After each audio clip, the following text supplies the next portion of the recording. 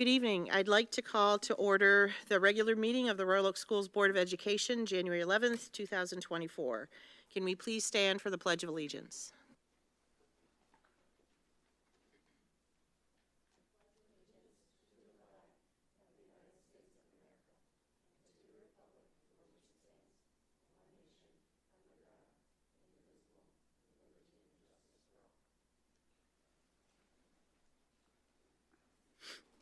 Thank you.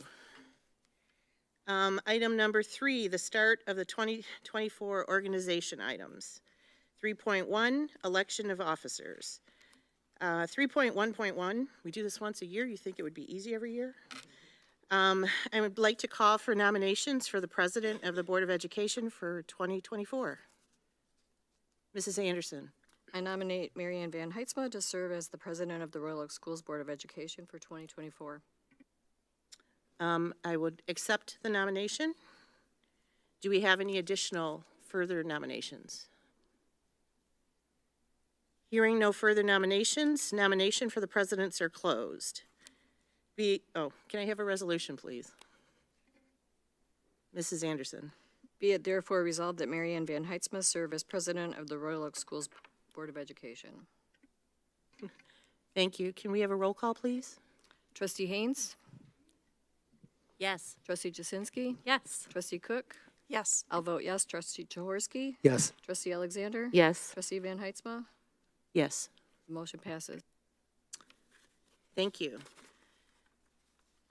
I would like to call for nominations for the Vice President for the Board of Education for 2024. Mrs. Alexander. I nominate Tim Jaworski to serve as Vice President of the Royal Oak Schools Board of Education for 2024. Does the nominee accept the nomination? I do. Thank you. Are there any further nominations this time? Seeing none, the nominations for the Vice President are closed. Can I have a resolution, please? Mrs. Alexander. Be it therefore resolved that Tim Jaworski serve as Vice President of the Royal Oak Schools Board of Education. Thank you. Can we have a roll call, please? Trustee Jasinski? Yes. Trustee Cook? Yes. I'll vote yes. Trustee Jaworski? Yes. Trustee Alexander? Yes. Trustee Van Heitzma? Yes. Trustee Haynes? Yes. Motion passed. Thank you. At this time, I'd like to call for nominations for the Secretary for the Board of Education for 2024. Mrs. Haynes. I nominate Deb Anderson. Thank you. Does the nominee accept the nomination? Yes. Are there any further nominations? Hearing no further nominations, nominations for the Secretary are closed. May I have a resolution, please? I'll do a roll call. Mrs. Trustee Cook? Trustee Cook? I gotta do the resolution first. Oh, sorry. That's okay. I'm so anxious. Be it therefore resolved that Deb Anderson serve as Secretary of the Royal Oak Schools Board of Education. Do a roll call? Go right ahead. Phew, okay. Trustee Cook? Yes. I'll vote yes. Trustee Jaworski? Yes. Trustee Alexander? Yes. Trustee Van Heitzma? Yes. Trustee Haynes? Yes. Trustee Jasinski? Yes. Thank you. That was very eager. That was very nice. Thank you. At this time, I'd like to call for nominations for the Treasurer for the Board of Education. Mr. Jaworski. I nominate Eric Alexander to serve as Treasurer of the Royal Oak Schools Board of Education for 2024. Does the nominee accept the nomination? I do. Thank you. Are there any further nominations? Seeing none, nominations for the Treasurer are closed. May I have a resolution, please? Mr. Jaworski. Be it therefore resolved that Erica Alexander serves as Treasurer of the Royal Oak Schools Board of Education. Can we have a roll call, please? I'll vote yes. Trustee Jaworski? Yes. Trustee Alexander? Yes. Trustee Van Heitzma? Yes. Trustee Haynes? Yes. Trustee Jasinski? Yes. Trustee Cook? Yes. The motion passes.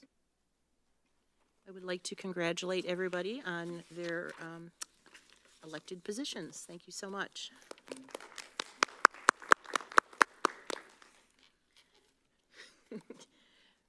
Moving on to item 3.2, establish regular meeting schedule. Can I have a recommendation, please? Mrs. Haynes. Resolved that the Royal Oak Schools Board of Education hereby adopts the schedule of meetings for the 2024 calendar school year as indicated on the attached calendar. Can I have a second, please? Mrs. Anderson, can we have a roll call?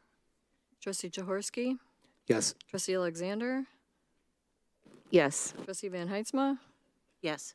Trustee Haynes, Yes. Trustee Jasinski, Yes. Trustee Cook, Yes. and I will vote yes. The motion passes. Item 3.3, committee assignments. Can I have a recommendation, please? Mrs. Haynes. I didn't even need it. Resolved that the Royal Oak Schools Board of Education approves the committee assignments as presented. Can I have a second, please? Ms. Yushensky. Can we have a roll call, please? Trustee Alexander, Yes. Trustee Van Heitzma. Trustee Haynes. Yes. Trustee Jasinski. Yes. Trustee Cook. Yes. And I will vote yes. Motion passes. I'll vote yes too. Oh, oh my gosh. We need a new secretary already. I know, wait a minute. Maybe this isn't such a great idea. No, I'm just kidding. Item number 3.4, Code of Ethics for School Board Members. Can I have a recommendation, please? Mrs. Anderson? Resolved that the Royal Oak Schools Board of Education hereby adopts the Code of Ethics for School Board Members document as presented. Can I have a second, please? Oh, I'm sorry. Yes, we are. Okay, here we go. Sorry. You ready? Thank you. All right. Code of Ethics for School Board Members. Royal Oak Schools Board of Education will follow high ethical standards which have our students as their primary focus. The role of the board is to govern and oversee the management of the district. The board delegates the authority to oversee day-to-day operations of the district to the superintendent. The board recognizes and respects this division of responsibilities. Board members will promote the best interests of the school district as a whole and will adhere to the following ethical standards and principles. As a member of my local board of trustees, I will prepare for, attend, and actively participate in board meetings, assist in making policy decisions only after full discussion at publicly held board meetings, and will render all decisions based on available facts and refuse to surrender judgment to individuals or special groups. Encourage and respect the free expression of opinion by fellow board members and will participate in board discussions in an open, honest, and respectful manner, honoring differences of opinion or perspective. Work to review and establish board policies with input from the appropriate resources. Model continuous learning and work to ensure good governance by taking advantage of leadership and professional development opportunities, including those sponsored by state and national school board associations, and encourage their fellow board members to do the same. Support the employment of the best qualified personnel available after due consideration of the recommendation by the superintendent. Review the budget submitted by the superintendent and make sure that the school budget protects the future fiscal integrity of the district. A well-operating school board understands that it must constantly balance student needs and cost. Avoid being placed in a position of conflict of interest and refrain from using my board positions for personal or partisan gain. Take no private action that may compromise Royal Oak Schools Board or administration and will respect the confidentiality of information that is privileged under applicable law. Make decisions in terms of the welfare of all children of the school district, regardless of race, color, national origin, sex, including sexual orientation and gender identity, disability, age, religion, height, weight, marital or family status, military status, ancestry, genetic information, or any other legally protected category, collectively protected classes, as specified in the board policy. Thank you, Mrs. Haynes. Can we have a second, please? Mrs. Cook. Was there any discussion? I can comment on it. Ms. Yusinski. Yeah, this is something new that we've decided to add as a board. We've been working on reviewing some of our operating procedures and our the ways that we communicate and things like that. And we're just really, really proud to have put this document together. And we plan on kind of reassessing this and proposing it, I guess, right, every January at this organizational meeting, so that we're publicly, right, agreeing and communicating to everyone what it is we agree to do, that we're all on the same page, and then we're all officially signing this. And yeah, we've been doing a lot of work on it, kind of behind the scenes, and I'm very proud of it. Thank you. Can we have a roll call, Mrs. Anderson? Certainly. Trustee Van Heitzma? Yes. Trustee Haynes? Yes. Trustee Jasinski? Yes. Trustee Cook? Yes. I'll vote yes. Trustee Jaworski? Yes. Trustee Alexander? Yes. Motion passes. Thank you. Item 3.5, designating depositories for school funds. Can I have a recommendation, please? Mrs. Haynes. Be it therefore resolved that the Board of Education adopts the resolution on fund depositories, and investments for the period January through December 2024, and that a copy of the attached resolution in its entirety be incorporated as part of the official minutes of the Board of Education. Thank you. Can I have a second, please? Mrs. Anderson, can we have a roll call?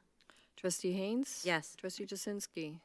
Trustee Cook? Yes. I'll vote yes. Trustee Jaworski? Yes. Trustee Alexander? Yes. Trustee Van Heitzma? Yes. The resolution passes. Thank you. Item 3.6, appointment of OCSBA Government Relations Committee Trustee. Can I have a recommendation, please? Do you want to read about yourself? Yes. That was a sincere question. Resolved that the Royal Oak Schools Board of Education appoints me, Lauren Jasinski, as trustee, and Tim Jaworski as alternate trustee to the OCSBA Government Relations Committee. Thank you. Can I have a second, please? Mr. Jaworski. Can we have a roll call, please? Trustee Jasinski? Yes.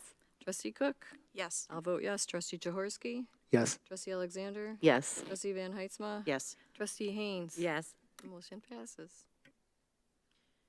3.8, appointment of legal services. Can I have a recommendation, please?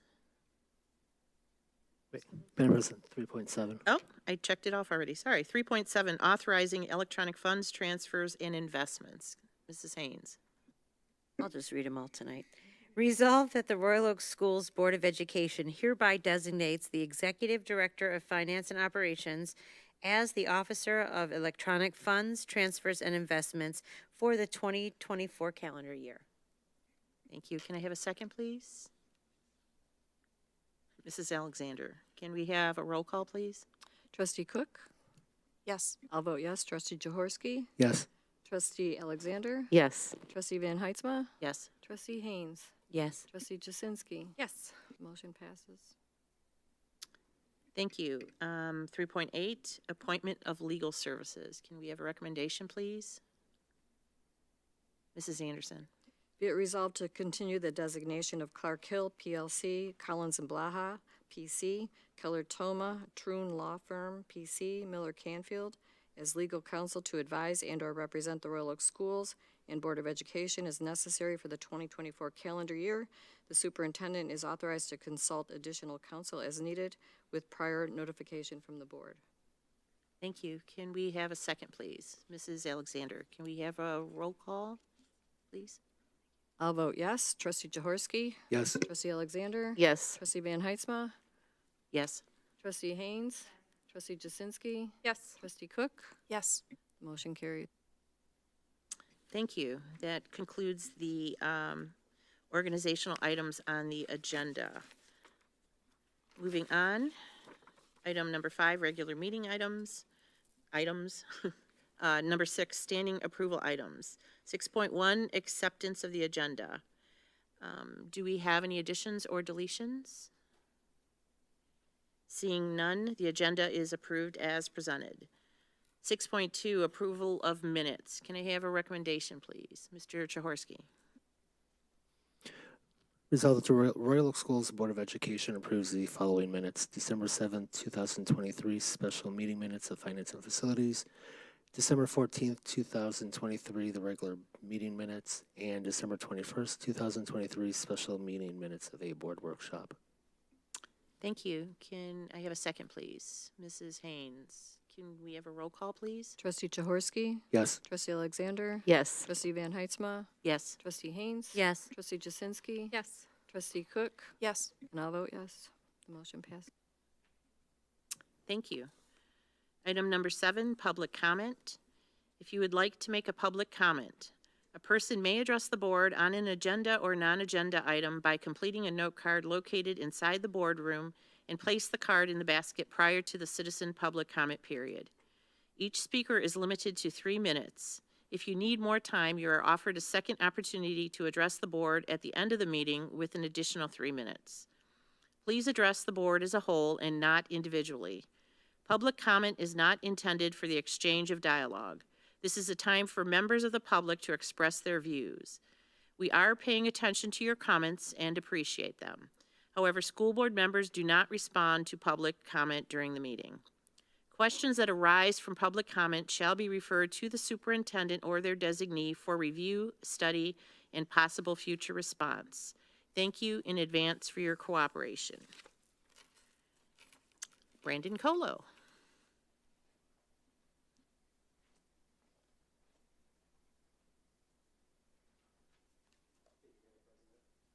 Congratulations to you and the rest of the leadership on your elections and switching out of positions. So I'm Brandon Volo, City Commissioner, so looking forward to the big action you'll have coming up shortly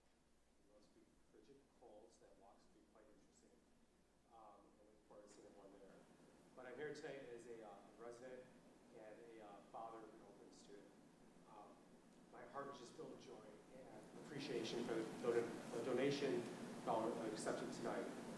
The Oakland family came out to provide for families in need over the holiday vacation. I think it's 14 baskets that were filled to provide food for 2 weeks for students and their families. This is an ongoing effort in the Oakland community, so thank you. Huge thank you to Mr. Taylor and his entire administrative team, the PTA, Kristen Brennan, Ms. Fitzpatrick, Ms. McDowell, Ms. Hall, and Mr. Meisel. They really work together. I know the staff pitch in many, many items in those baskets to keep the children's and families full. And then finally, a huge thank you to John Witz and the Arts and Teens Foundation, who stepped in with a generous donation to help fill some gaps, along with Sarah Isaacson and Lisa Yoga. We really are a family in this community, and it's delightful to see people coming together to help kids when they really need it. Thank you. Thank you.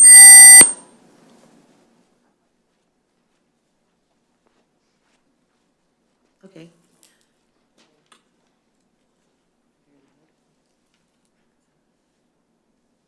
Oh, okay. Mary Ann Campbell.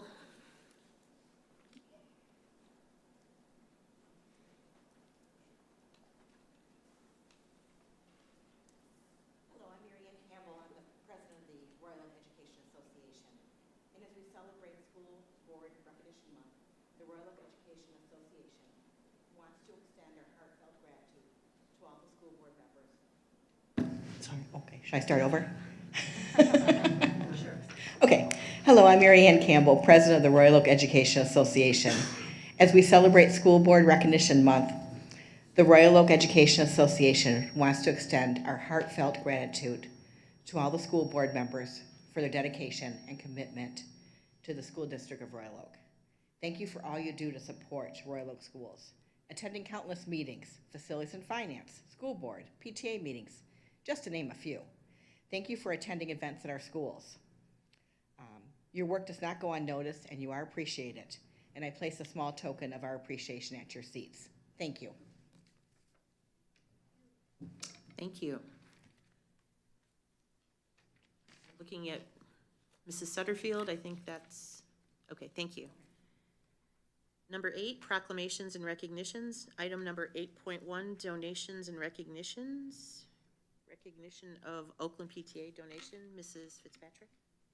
Well, thank you very much, and thank you, Mr. Colo, for your comments. I'm amazed every day in this district with the generosity of the families because it goes right back to other families within our community, which you're right, it creates the true sense of community. I'd like to call up our principal of Oakland Elementary, Mr. Taylor, who is here, to discuss the donations for their basket program.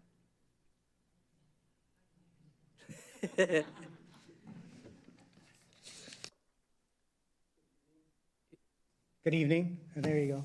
I'm Jason Taylor. I'm the proud principal of Oakland Elementary School. I'm here to express sincere gratitude to several of our community partners who contributed significantly to our Oakland baskets, our family baskets. This year, we were able to provide 16 days of dinners, lunches, and breakfast to our 15 most needy families, so that they had less stress during the holidays.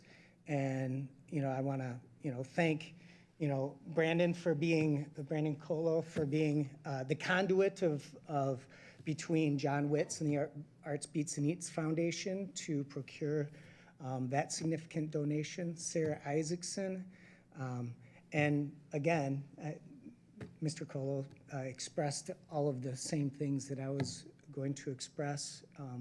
Thanks to our school staff, Mrs. Fitzpatrick, Mr. Meisel, Ms. Hall, Mrs. McDowell, all those people, their relentless efforts really kind of put them together. And along with Kristen Brennan, our DEI Vice President for the PTA, worked so hard for so much time to make this world a better place for those families. So I really appreciate it.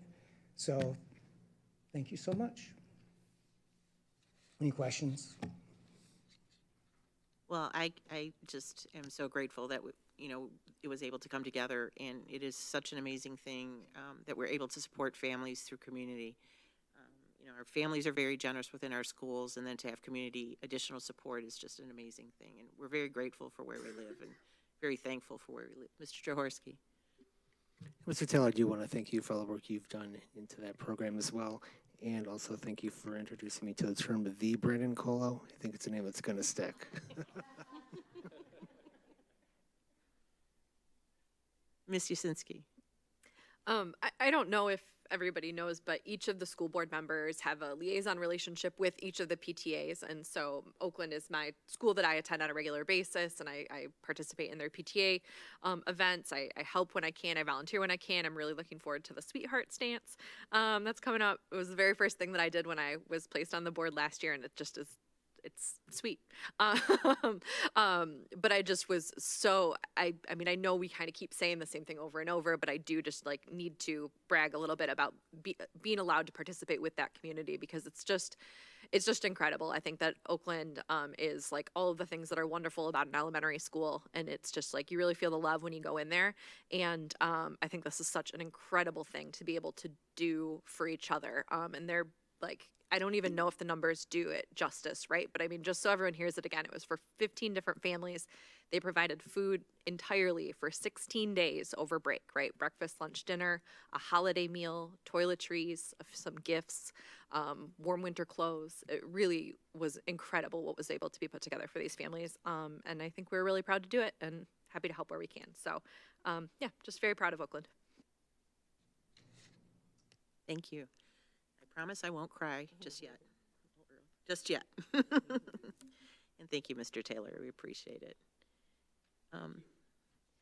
I'm looking to the board. So the $1,000 donation for Mr. Witz needs to be an acceptance by the board. So if somebody can do a recommendation with the link. Maybe not. Yes, Mr. Jaworski. Be resolved that the Royal Oak Schools Board of Education gratefully accepts the donation from Mr. John Witz in the amount of $1,000 from the Arts Beats and Eats Foundation. Thank you. Can I have a second, please? Mrs. Haynes, can we have a roll call? Trustee Alexander? Yes. Trustee Van Heitzma? Yes. Trustee Haynes? Yes. Trustee Jasinski? Yes. Trustee Cook? I'll vote yes. Yes. Trustee Jaworski? Yes. We all voted yes. It carries. And I would like to give acknowledgement to, there was a $350 Meyer gift card from East 11 Yoga Studio as well. So we're very grateful for all of that. And thank you for taking the time to be here, both of you. Appreciate it.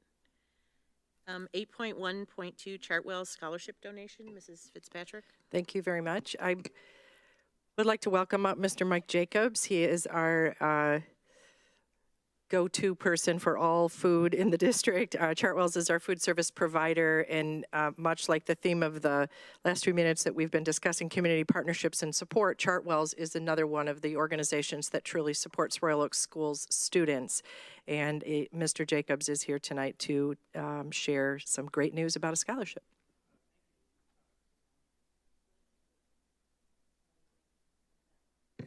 Okay. Thank you. I'll be brief. Yeah, I'm honored to be here representing Chartwell's and presenting this check of $2,000 to Royal Oak Schools to be used for a scholarship at the end of the year. So we love doing this every year, and there we go. That's it. Yeah. And you get the check. We'll do a photo op. I always like when you bring a giant check. It's very cool.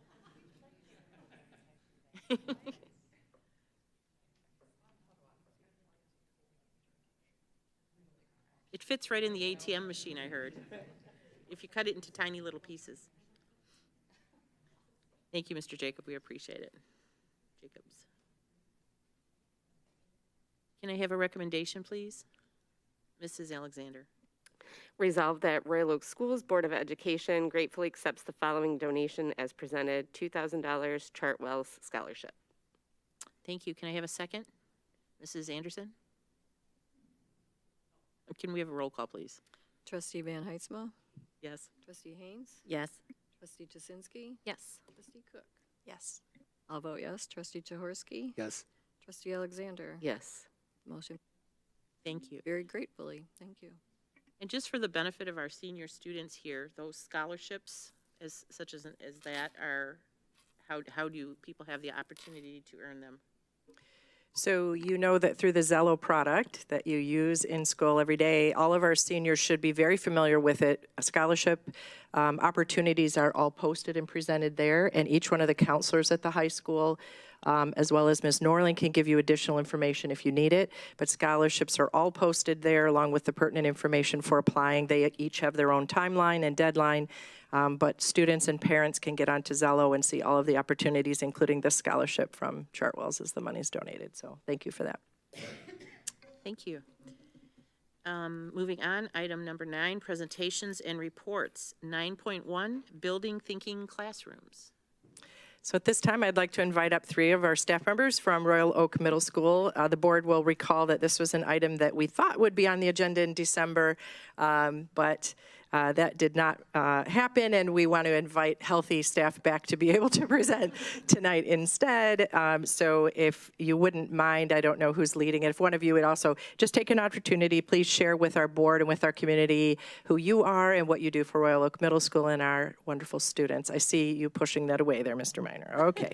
Ms. Chambers. Very organized. Yeah, well, good evening, everyone. Thank you so much for rescheduling us. We really appreciate it. We definitely wanted all 3 of us to be here because it's something that we've been working on together for a while. And then I also want to acknowledge School Board Appreciation Month. Thank you so much for everything that you do for our students, for our community, and for allowing us to also come here and present some awesome things that we're doing in our classrooms. I am Kate Chambers. This is. And I'm Carrie Derminer. And I'm Megan Pethke. And we're going to start off with explaining a little bit about how we got into building thinking classrooms.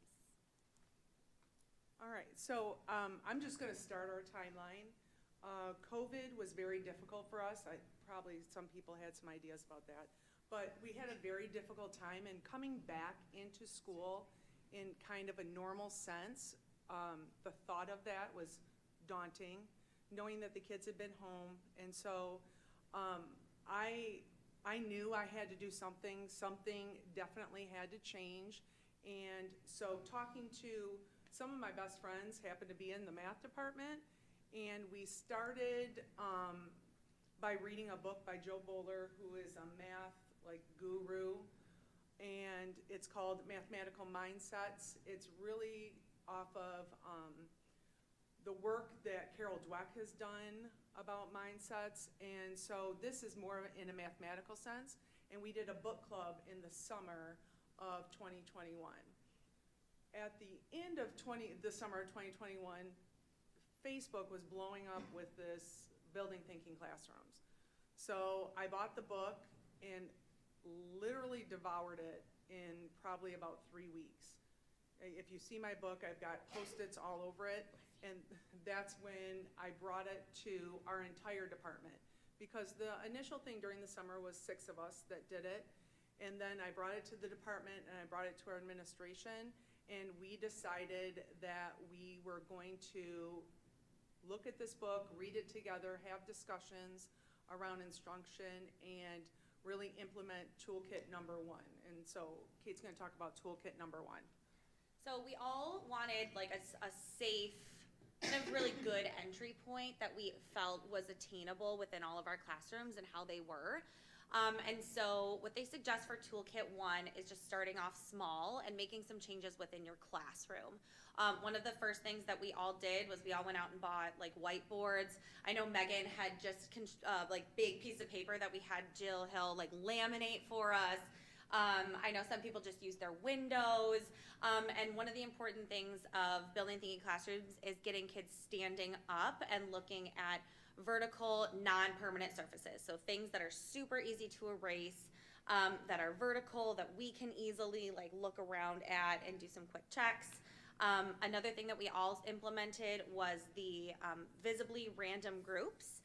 So just important that you're constantly switching it up, and I know that we all kind of struggle with different ways of going about that, which I think Carrie's gonna get into, and then just thinking tasks. So all of these things were really structured around the universal design for learning, right? Being able to accommodate lots of different students, being able to include lots of different thinking, lots of different ways of explaining, and being able for everyone to see it. So that was our Toolkit 1 and what we all thought was gonna be attainable to kind of jump into with.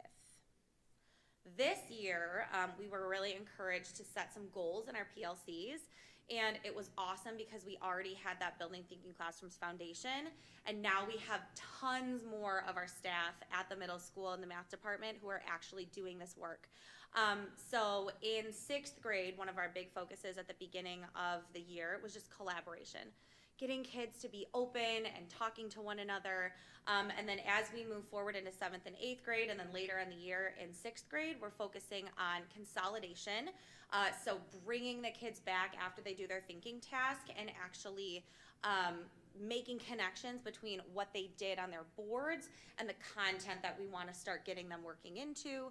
And then meaningful notes. So being able to have students write their own notes.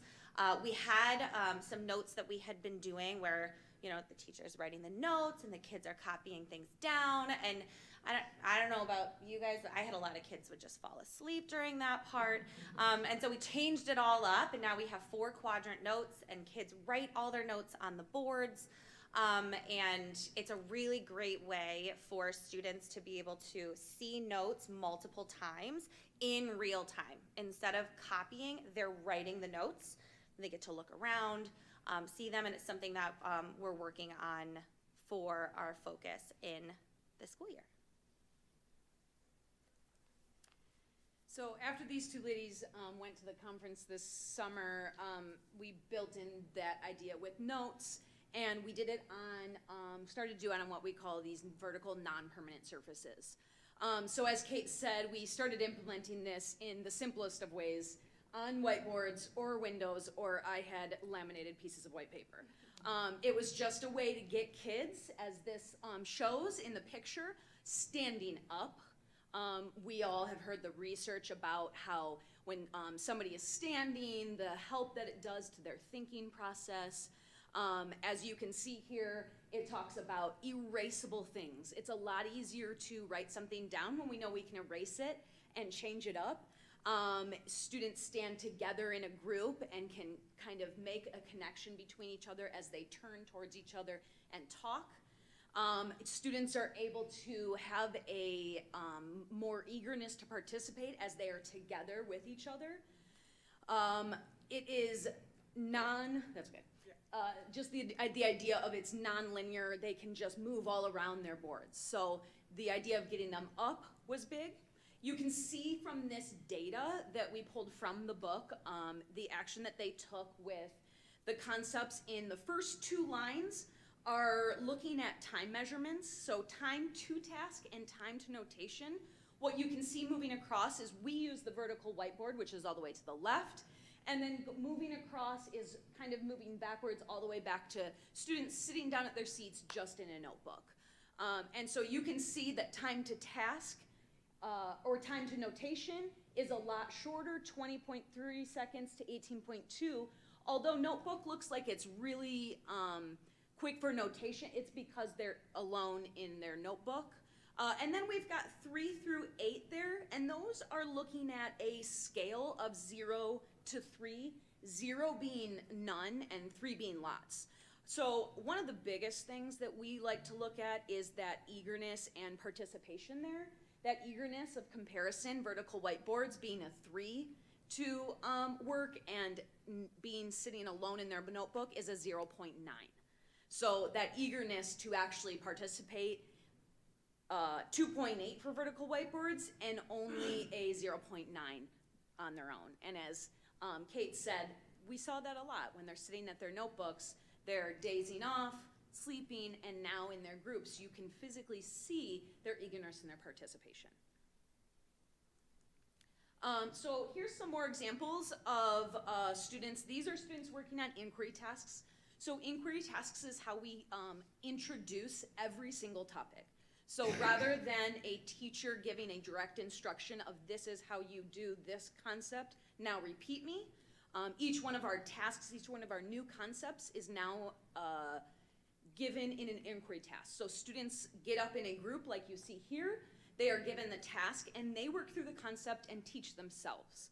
So we are more so there to guide and help them introduce it to themselves, but it is no longer a we tell you what to do and you copy it down.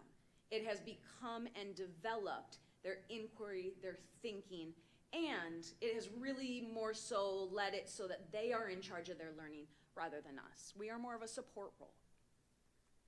Next, you can see another example here of students. This is them working on thin slicing. This is another thing that these 2 ladies brought back from their conference this summer. Thin slicing is the concept that BTC uses to sort of replace the old-fashioned worksheet.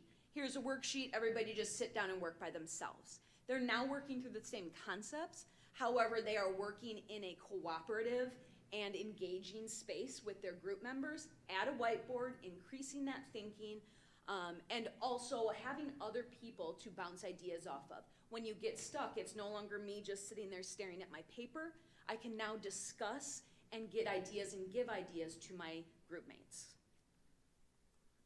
And then lastly, some more examples. You can see in the top left picture, that is our example, if you can see it, of note-taking. You can see the board split into a group of 4, and so there is a process where they are working through these 4 sections, filling in blank spaces, working through some problems, coming up with their own examples, and a box for things that they want to remember, and we word it as things to your future self. So as you're working through this stuff later on, your future self is thinking, okay, what do I need to remember?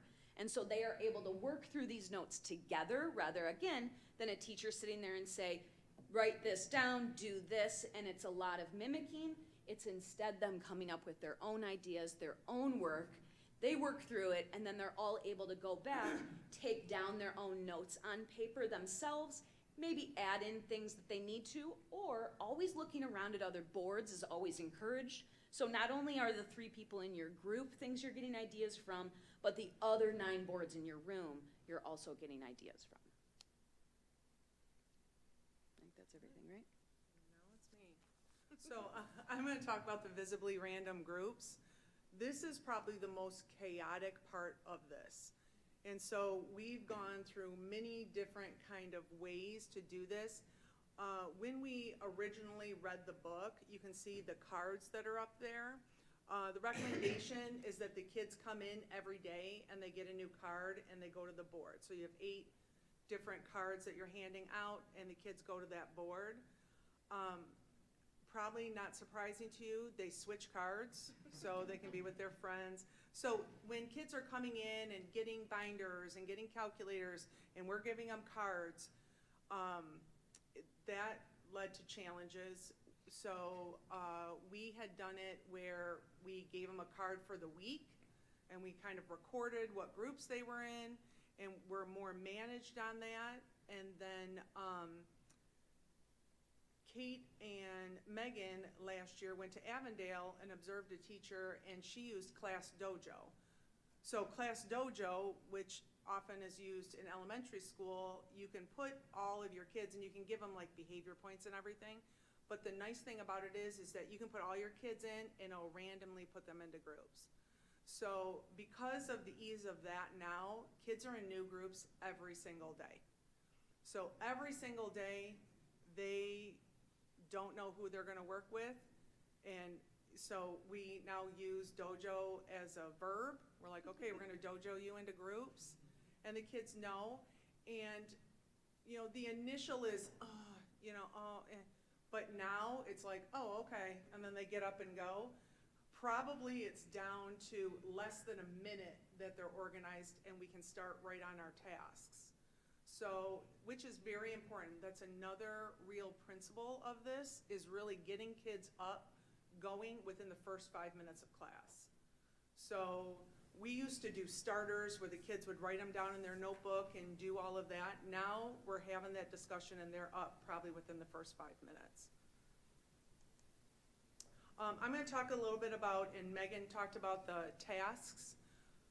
The first 2 weeks of school, all we do is non-curricular tasks, which are technically tasks that have math hidden in them, but we call them non-curricular tasks because it really is more about the thinking than the content and the mathematics.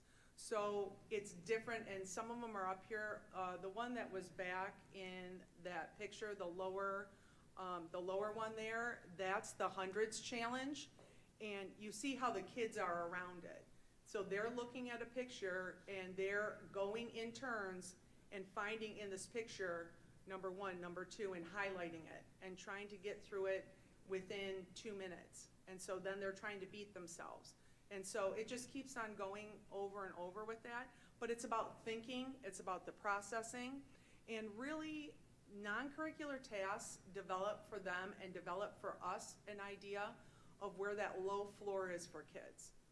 That's another principle that's in this, is that, and this goes non-curricular to curricular tasks, is that it's low floor, high ceiling.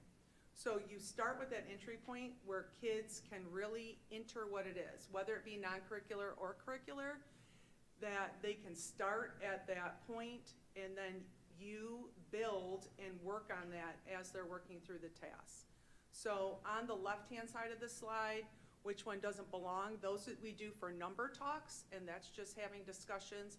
4 4s is a task that we actually did use with adults when we did the launch into learning. And then under that is the set game, and set game is something that we used to do for starters, but now it's one of those non-curricular tasks that we can have conversations around. On the right-hand side, those are some of our curricular tasks that we do. The top one is for exponents, and that's an inquiry task. We literally give them that table and they expand and find the patterns. It's really remarkable, the thinking that comes out of that, and when the light bulb goes on for kids, and how that kind of happens together, and it happens through that discussion. And then the one under that is the unusual baker, and that was one that we were introduced to in August when we went to Avondale. This is you. Yeah. So some things that we notice have gone up in our classroom. Engagement. So One of the things that Carrie and I learned at our Indiana conference was to just never give them like a time that we're ending. Never say like, okay, we're gonna have 20 minutes to do this. Typically, that never actually happens anyway. You say 20 minutes and 37 minutes later, you're like, uh-oh. So we noticed that kids just continuously work. They like typically do not stop working. We always have kids that go, it's time to go. I'm like, oh my gosh, okay. Their perseverance with problems is a lot greater as well. So they'll continuously work at something. They'll talk to one another. They come to me in 6th grade way less. They know that they can just look at another board. And originally they were like, I can't look. You're cheating off my board. I'm like, it's not. No, that's good. You're using a resource. Like, this is awesome. And they have to learn that in 6th grade. But once they do, they're like, oh, did you notice on like group 5? Look at what they wrote. Do you think that we should write that? Well, why do you think they wrote that? I hear those conversations in my 6th grade classroom now, which is great. And so that's building their positive interpersonal relationships with one another. They get to know each other's names so much more. They work with constantly different students who are thinking differently, who show problems in a different way. Some might like to draw a picture, some might like to use a ratio chart. And then just students really advocating for themselves as well. We try to encourage them to really pick and choose. When do you need a teacher and when can you use a resource? When can you talk to a group member? And so they're gaining a lot more confidence. We've noticed that their apathy is down, so their like lack of trying, that's way down. Them giving up, the intolerance that they have of others, like the amount of times that I had previously heard, I don't want to work with this person because blah, blah, blah, blah, blah. That is not heard in my classroom anymore. It's, oh, I haven't worked with you yet. Cool. Like, let's go for it. And we have also noticed that ourselves as teachers are just so much more excited to go into the classroom every day and to work with students and guide them instead of feeling like we're just sitting and telling and having students copy. Like, we're learning with them, and it's just much more joyous for us. Yeah, every day we get something positive. We're exhausted. I mean, it's a lot to manage. But it's a good management. Yeah. It's not managing negative work. It's managing positive work. And that's the difference, is that our buckets are getting filled every day, where our buckets were getting drained every day. So it's a good exhaustion. So some things that we have done and things that we're excited to do. We started off, Megan, myself, and Jeff went to Avondale High School to check out Jen Smolgetsky's classroom. I pronounced her last name wrong, I'm sorry. I met her at Oakland Schools at a math leadership team meeting, and we started talking about building thinking classrooms, and I said, can I just bring some teachers to you and like come watch you? And they were like, yeah, let's do it. So we got to go and observe, and then we really loved being able to work with other teachers. So we constantly looked for different opportunities to go and meet other educators. Carrie and I went to the first annual Building Thinking Classrooms Conference in Franklin, Indiana, and when I tell you it was a life-changing experience, it was Transformational. It was incredible to just be around so many like-minded educators who only had positive things to say about their experiences. Was just phenomenal. It encouraged us to want to be presenting this to others. And so we like looped Megan in, and a group of us went to Oakland Schools Learning Lab at Avondale High School over the summer. And then the three of us hosted the August 24th Back to School Learning. We hosted a Building Thinking Classrooms presentation, which was really exciting. Where we met Katie, who is our new Oakland Schools rep, and we talked to Katie about doing a teacher lab at Royal Oak Middle School. So we had, I think, 22 to 25 teachers from around Oakland Schools who came to Royal Oak Middle School and was able to observe myself, Megan, Carrie, and Jeff's classrooms and lots of the different pieces of Building Thinking Classrooms within it. They observed thin slicing, note-taking, Oh, yeah, and an inquiry task, yeah, thank you. I was like, what did they do in my room? And an inquiry task, and then we got to meet with them in the afternoon, and just talk about all of the things that they saw, answer questions, talk about our journey to it. And hopefully, what's next, we would love to present at the second annual Building Thinking Classrooms Conference in Phoenix, Arizona. And the registration just came up and we sent it out. And so hopefully we're gonna get some positive yeses to presenting in that conference, July 1st and 2nd. Yay. In Arizona, so yes. In Arizona. Yeah, I know, everybody says the same thing. And you know, I just realized, we also did, you said learning, we did the launch into learning. Yeah. We did a session, but I forgot to put it on that list. but I did that. Good thing It's on I the was list, for here. people that weren't listening, it is on the list. Yeah. All right. Yeah, and thank you so much for having us. If you have questions, we'd love to respond. Mrs. Sands. So you rolled this out in 2021, 2022 school, or you rolled it out last? Oh, no, it was 21, 22, when we came back from COVID, full-time. And so, We started with based on testing and all that, have you seen improvements in math ability? Like, Oh, yeah. where have you seen, besides the points that you made about like just overall attitude, which is phenomenal in a math classroom, so kudos to you guys. But where else have you seen improvements or just wow moments? Specifically in 6th grade, my biggest thing that I've seen are students being able to use in like their own conversations and when they're communicating on their assessments, vocabulary. They just really have taken to being able to use math vocabulary to communicate precisely what they're thinking and showing their thinking. Like we're trying to, well, I think that they're doing it as well, but I can speak for myself specifically. I'm trying to shift from saying show your work to show your thinking on the assessment so that they're like, oh, okay. Because they're like, wow, I didn't have any work for this, but you always thought, like, what did you think? Explain your thinking. So that piece for me, just their ability to use vocabulary and communication has drastically improved. And I would say, you know, going into that perseverance, so Megan and I teach 8th grade, and Kate teaches 6th grade. But so all of we're fully embraced with MYP. We level all of our assessments. So just for 1, 2 problems are your simple and familiar. 3, 4 problems are your more complex and familiar.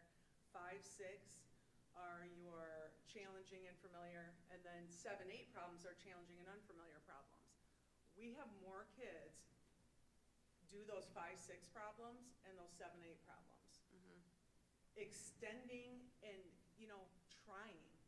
Where kids would be like, oh, 3, 4, I'm good, 4, you know, they'd stop, you know, but that extension on NWEA, there would be kids who were click, click, click, click, click, click, click, rapid guessing, oh, no, you gotta start over, that hardly happens anymore.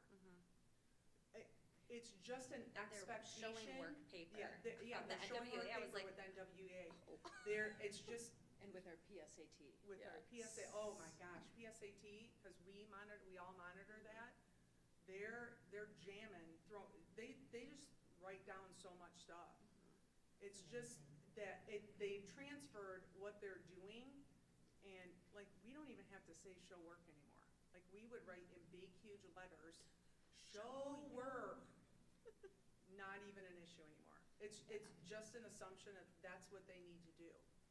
And that's what they need to do well. And it's that thinking. It's Yeah, that it's the thinking that we thinking have really seen, whether it's through their perseverance or it's through their testing, that we see the thinking. And we hope and believe that those scores are what we slowly see, as she said, as kids try more 5s and 6s and 7, 8s.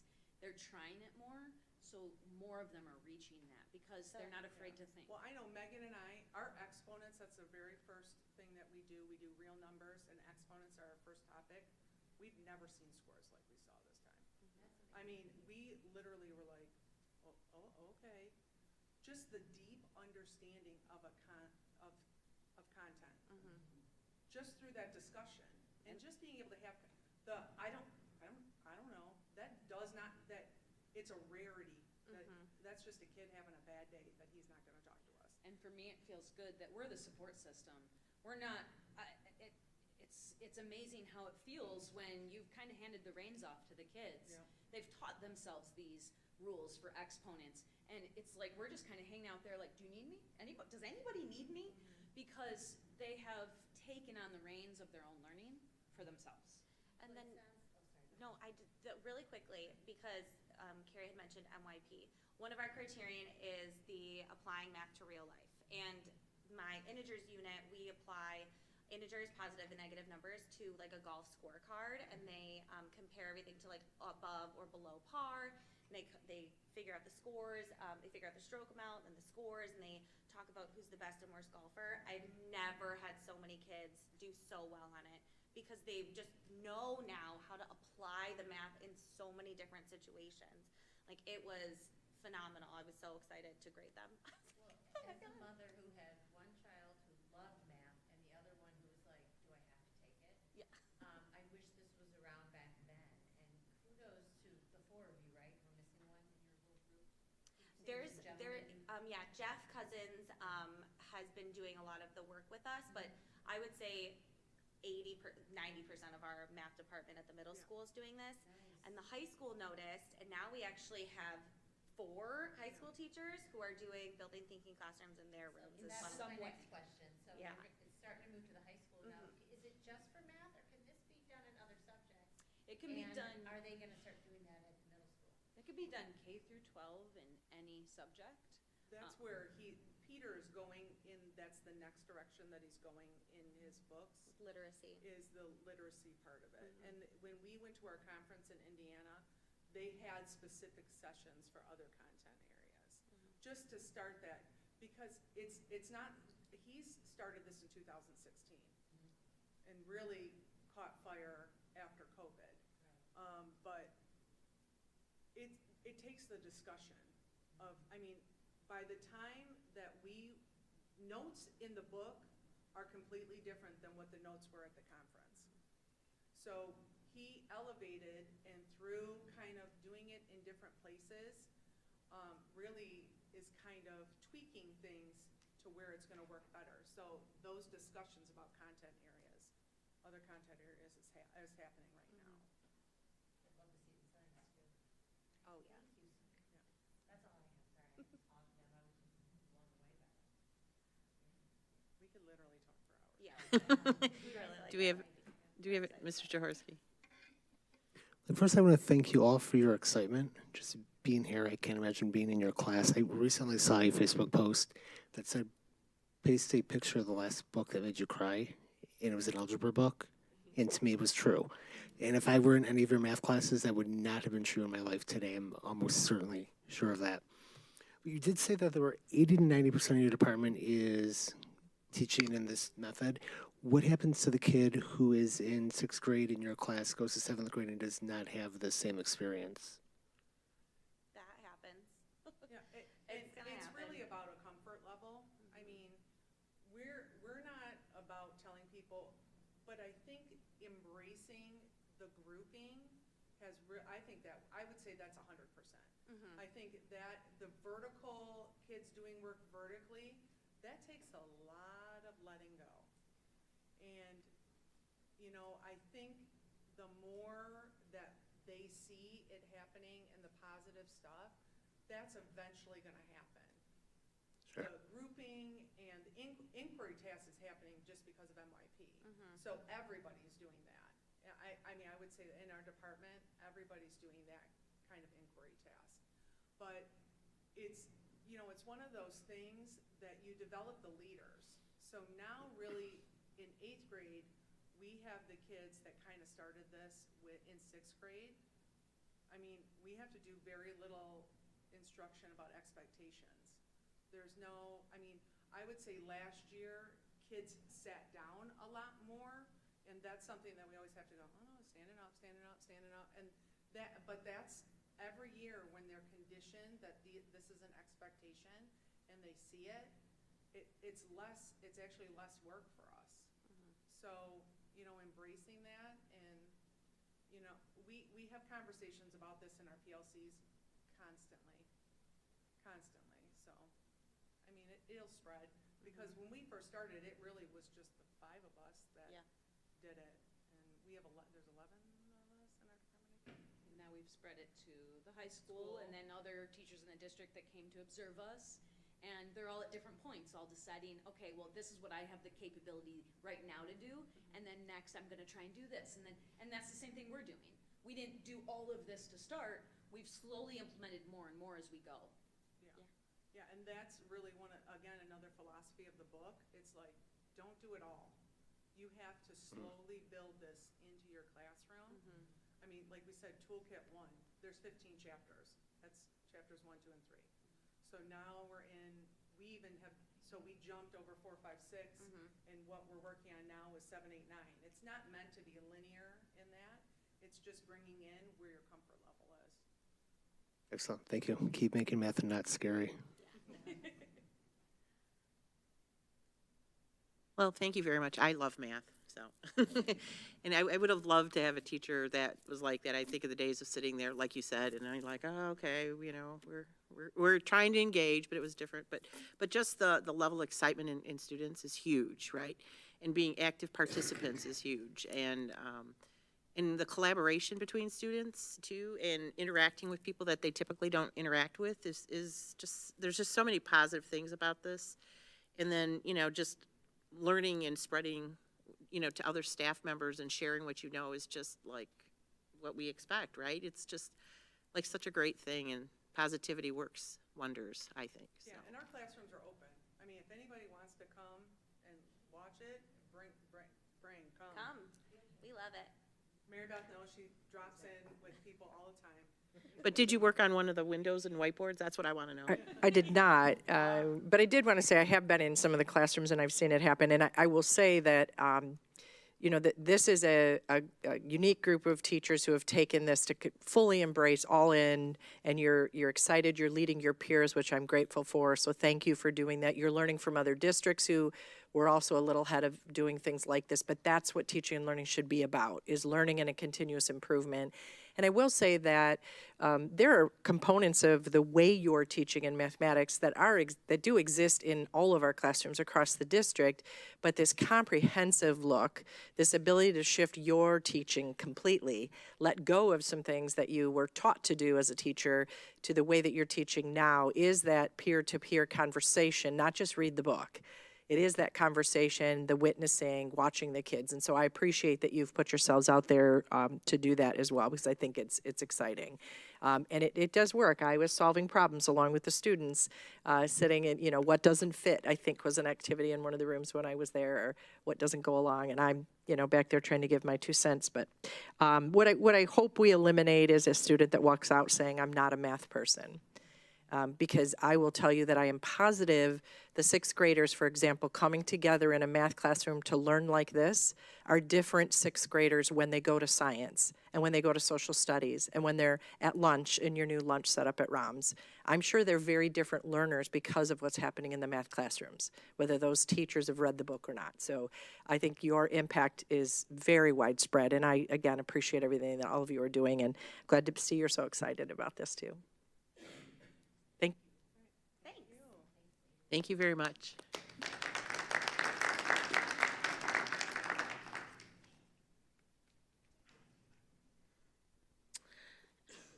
Item 9.2, diversity, equity, inclusion. Ms. Phillips.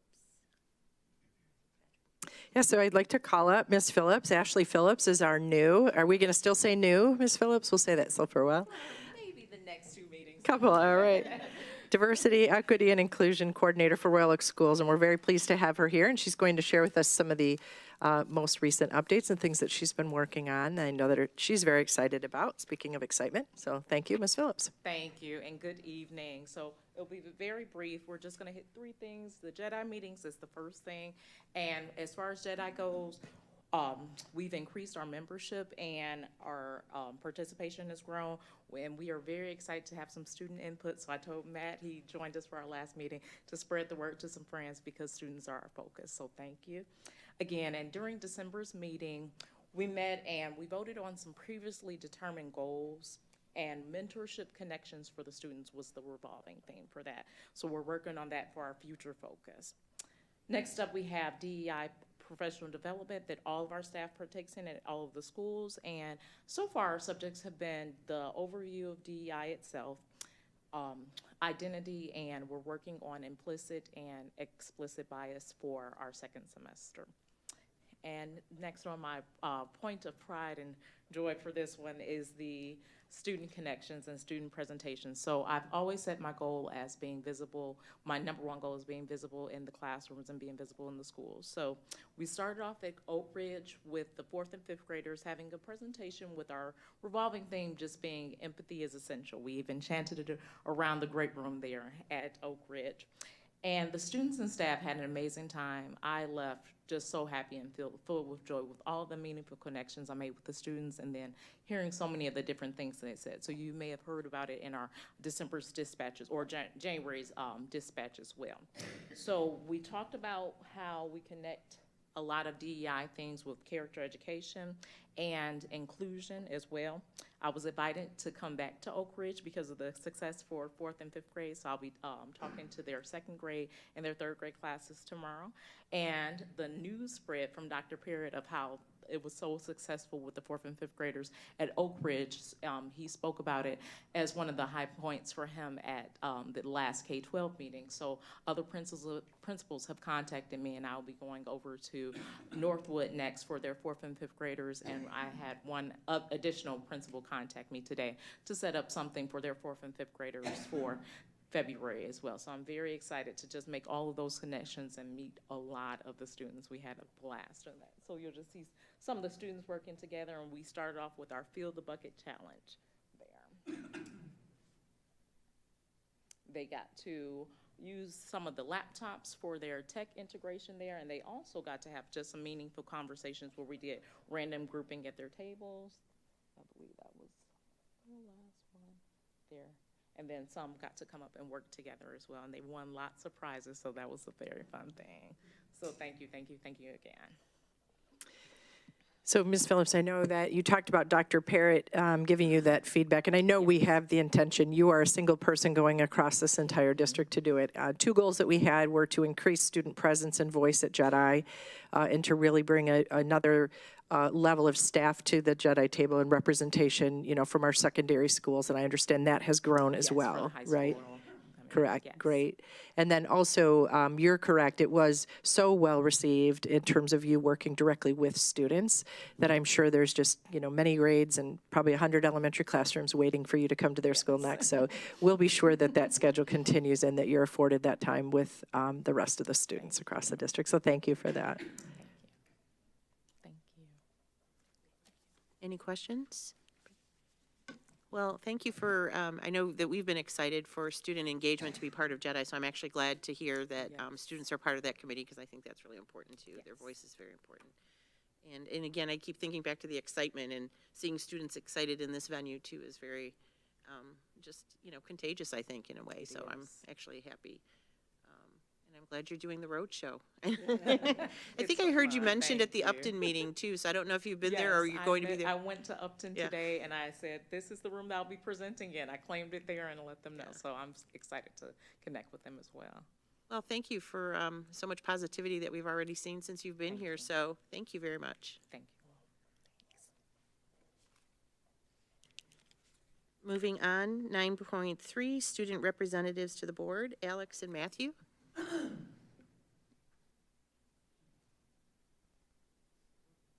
that's fine. So, not too many announcements, but it's good to be back, back at school, back in a new year. Just a few quick things. There's going to be another upcoming student board meet with the representatives lunch coming up in the next few weeks, so I'll pass around some more information about that for students that are interested. I think it's going to be D-lunch this time, but don't quote me on that. They'll get to all the lunches at some point, so everyone will have a chance to meet with the board. And I don't know, just coming up, it's the semester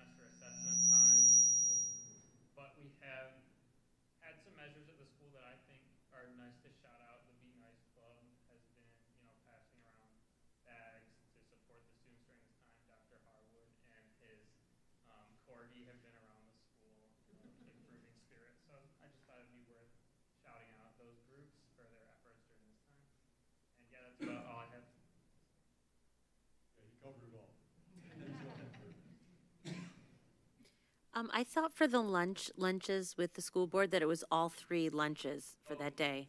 Yeah, that was the recommendation, and so we just haven't had any communication since they've been back from break. But I think I asked the board members if they, since we're going to be there, for us to stay for all 3 lunches is not a problem. Right. So, Yeah, all 3 lunches then will be available for any student positions. yeah, so making ourselves as available as we can for that.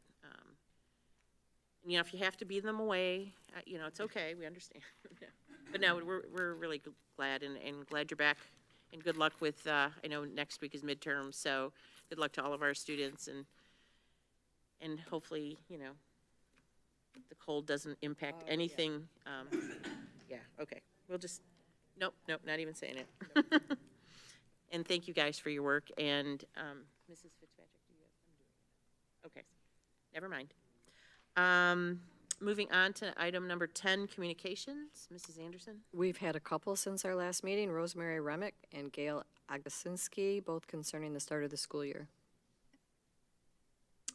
Thank you.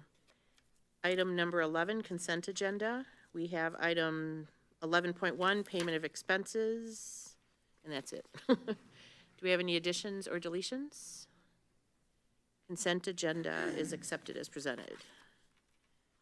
Okay, moving on to item number 12, matters for discussion action. Mrs. Superintendent, Mrs. Fitzpatrick. Thank you very much. As has been stated several times this evening, January is a time when the state of Michigan and all across our country, we do talk about the important work that our school board members do. So I have a resolution, and with your permission, I'd like to read that. Whereas Michigan is home to nearly 600 locally elected local school boards that work to enrich the lives of Michigan's students through education and directly influencing instruction in Michigan's public schools. And whereas local school board members are exceptional public servants who have dedicated and committed themselves to this duty by governing school districts, listening to parent voices, and advancing student achievement and well-being in the schools and the communities that they serve.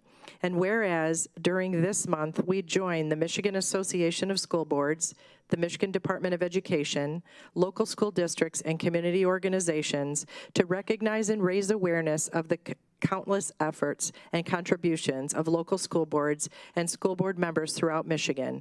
And today, Royal Oak Schools and the community do hereby proclaim the month of January 2024 as Local School Board Month and honor the contribution of Royal Oak Schools board members Deborah Alexander, Deborah Anderson, Erica Alexander, Tim Trahorsky, Michelle Cook, Lisa Haynes, Lauren Jasinski, and Marianne Van Heitzma. So thank you for all your work.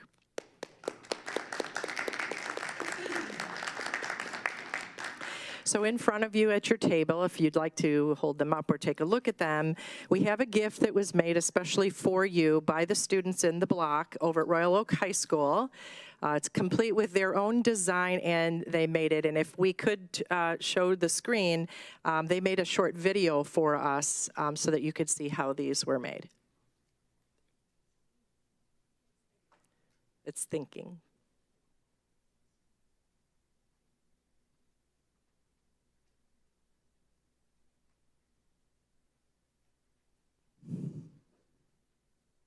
There we go.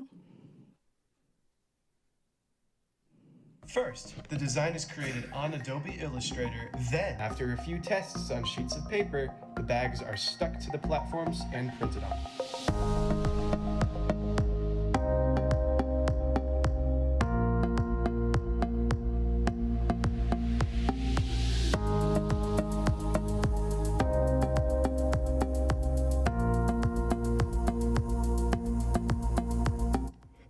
After they have finished drying, the bags are then moved to the heat press where they are cured.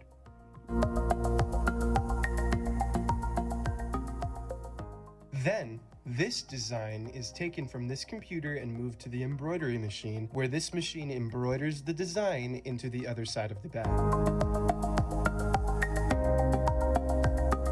And this is the final product. We are a graphics class focused on team projects and making real-world products for our community. We are the Block. So I know you will get a lot of gifts in your lifetime, but I know that the gifts from my students across my career in education were always the most meaningful. And so to know that this gift was made for you, designed, and the entire product was the brainstorm of our own students here at Royal Oak High School is very meaningful. And I would thank Amy Murphy for coordinating this and working with our teachers over at the high school, Nick, to get this done for you. So we hope you get many, many uses out of your brand new tote bag. Tote bags all around tonight. So also for school board recognition, we also want to recognize that we have student board representatives this year who work very hard, and I'm appreciative of our students, both Matthew and Alexander, who have stepped up to be here at our regular board meeting. And so in the spirit of recognition, we also wanted to present them this evening with a certificate. It's a certificate of appreciation for their dedication to representing student voices in public education. It also is from the Michigan Association of School Boards. And then we have a small token of appreciation for you, a swag bag of Royal Oak items that we want to give to you and thank you for your service to the board.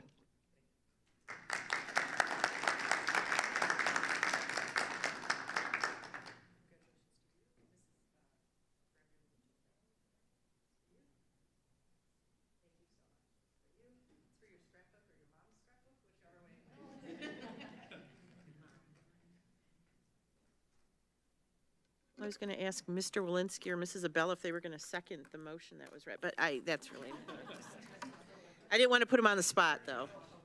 Oh,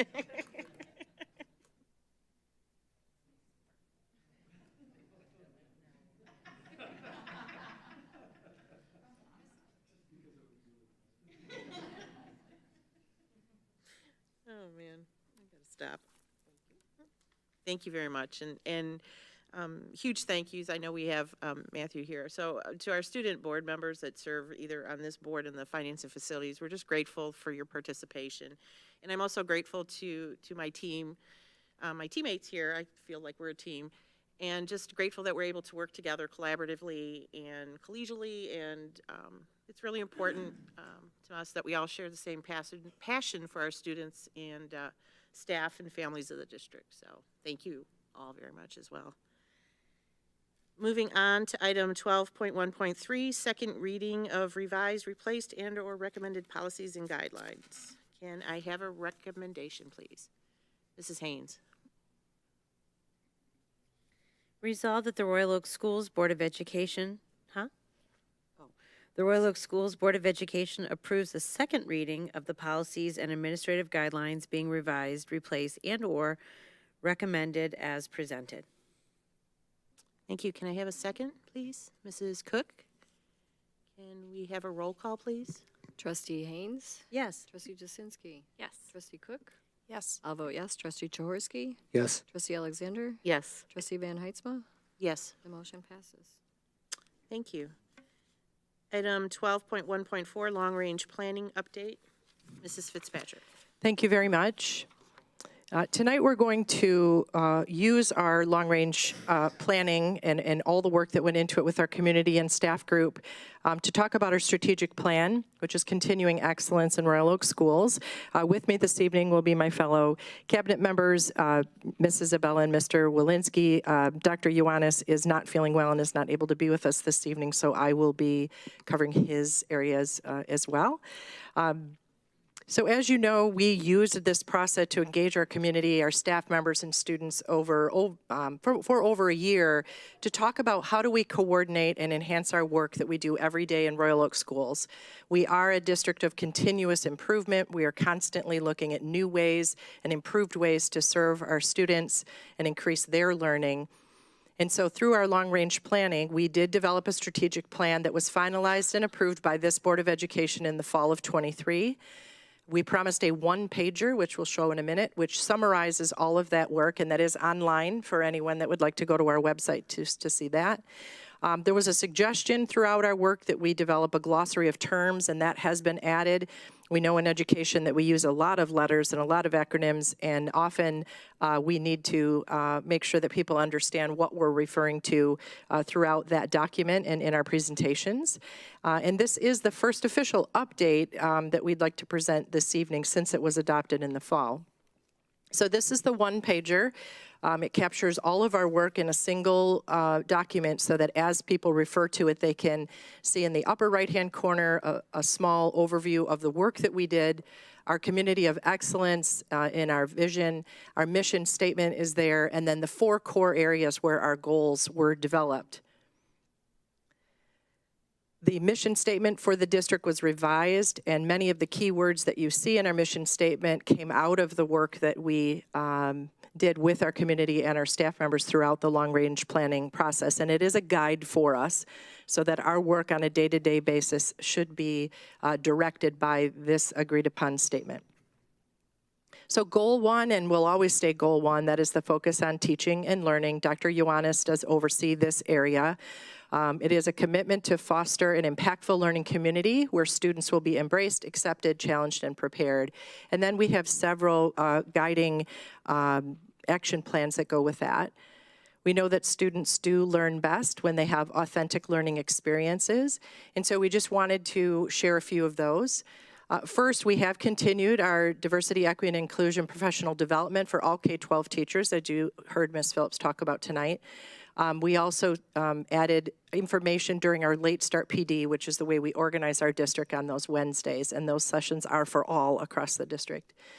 The IB Steering Committee does meet regularly for cross-planning and inquiry-based learning, and so quarterly they come together to really calibrate and have shared conversations around the learning in IB that takes place at Keller and then our Royal Oak Middle School and High School. And another example of these authentic learning experiences for students comes through our new way of doing district level improvement and school level improvement, and that is through the MyKIP, as it's called, the Michigan Integrated Continuous Improvement Process. Many of us remember school improvement plans and committees in the history of working in the state of Michigan, and this is now the approved tool that we use, where goals are set by staff, and we did select the goal of staff on student health and wellness, and that has been well established. So these are just a few examples of how our guiding plan is being executed day to day. It's also a good time to point out that we will not capture our day-to-day work in bullets in a slideshow. You know, we are continuously working as staff and working with our students and making sure that learning and teaching is the best that it can be in our district. But this overview tonight is just a few examples of how everything guides our work toward our student learning. The second part of the goal for student learning is that they will benefit from feedback. With that in mind, then, we have embraced the formative assessment practices at Royal Oak High School, also known as FAME. We have teacher cohort groups being trained in that and then putting that to use. Formative assessments are ways where they are for the purpose of improvement. It isn't a test to take to get a score that appears on a report or a report card. It's meant to guide teaching and learning. So if you have taught an amazing unit and you assess your students and it is not where it should be, you assess, you recalibrate, and you go back and teach the concept a different way. And it is really meant to form instruction and form learning. Instructional coaches and the strategies that they have been shared at the elementary level, and they were focused on student engagement and have been. And then our school quality meetings taking place at each one of our schools is based on MTSS, which is our multi-tiered systems of support. And that's a way that is flexible and meets the needs of individual students just based on what they need. So the multi-tiered approach means it is not one size fits all. It means that as students need assistance, we're able to shift and change our support for those students. And through the meetings that they hold in our schools, they're able to do that. The third component of the instructional goal talks about students demonstrating readiness for what comes next. So when you're in kindergarten, you are getting ready for that 1st through 5th grade experience in all subject areas. What does that look like? One of the focal points for us is preparing students K-12 in career and technical education. So our programming is being reviewed and it has been expanded for all students. We are increasing our career readiness program for students in K-12 with an added emphasis now on what are careers and how can elementary children explore that. So we've said it before, career-focused ed is no longer just for older students. It's really something that all students are thinking about through their years of learning in our district. And we're very excited at our new grant funding sources. So both a grant that was awarded through the City of Royal Oak and also funding from our foundation here, our education foundation here in Royal Oak. And both of those sources are being put forth toward our CTE efforts. And then our curriculum cycles under Dr. Ioannis's leadership are being reviewed as we look at new resources or new ways to teach or new needs that students have. Those recommendations are studied by our staff and then made to us as a district and then ultimately to you as a board. And so that cycle and the way that subject areas are in the cycle has been determined through Dr. Ioannis and his work. So goal 2 is strengthening and expanding school and community connections, and Royal Oak Schools is at the hub of this community in so many ways. So many people are connected, and you can see it tonight in the donations and our parent volunteers, our collaborative efforts for the MLK Day celebration on Monday. It's really just seen throughout our entire school year, and we want to make sure that the student experiences are enhanced by those partnerships that the district is able to establish. Some examples of that are that we have our city and community partners were a part of our back to school efforts in August, our Tools for Schools. So many organizations were there and were able to provide things for our teachers. We have a Family Opportunities Fair coming up on January 18th. And we have many community partners who will have tables throughout this building available for parents to come, and it is open to all parents and families, whether you have younger children or older children. And it starts at 5:30. I'll give a plug for that. And we really want folks coming and talking directly with the providers themselves, not just a flyer in the peach jar or a memo in the newsletter. We really want them to have this face-to-face opportunity to talk with the partners that serve and support our district every day. That will be here on January 18th. We also designed our swim program now in Royal Oak. Royal Oak Schools is very fortunate to have 2 pools that operate and serve our community. And our swim program is now in a full partnership with the City of Royal Oak Parks and Recreation Department, as well as our students that serve as lifeguards and some of our staff that help coordinate the program. And then it's a benefit for instructional programs and open swim for the entire community. And then this winter, through generous contributions by M3 Investments here in Royal Oak, and then the Arts Beats and Eats Foundation and their organization contributing to make free skate nights available for our students here and having our families come out. Those have been wildly popular. They're waiting for me to come. I do not have slick moves on ice, although my fall this week was a very slick move on ice. But I will have skates on, and I'll be out with students. But just another way that our whole community is, continuously supporting each other. We also wanted, through our community connections, to make sure that we strengthen the partnerships we have with the senior citizens in Royal Oak. So not just seniors at Royal Oak High School, but the seniors across our entire community.